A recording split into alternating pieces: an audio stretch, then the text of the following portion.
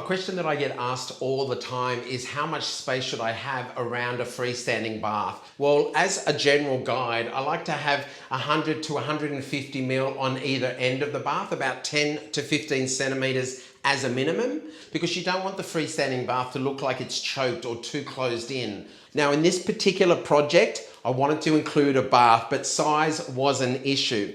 I ended up going with the smallest bath that I could get that was practical, which is 1500 millimeters long. I ended up breaking my own rule and only having 8 centimeters on either end, but it still works for a few reasons. I've got a fixed glass panel here and there's no frame on my shower. And as you can see, the space here is actually quite tight, but doesn't visually look tight.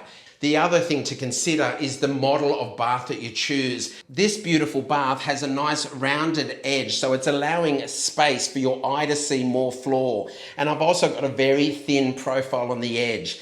But the major concern that people are worried about is not the scale, it's cleaning. Well, I can easily fit the mop all the way around my bath. So the question is, can you fit a freestanding bath within your design? My answer is yes, if it fits well within the space and you can easily clean around it.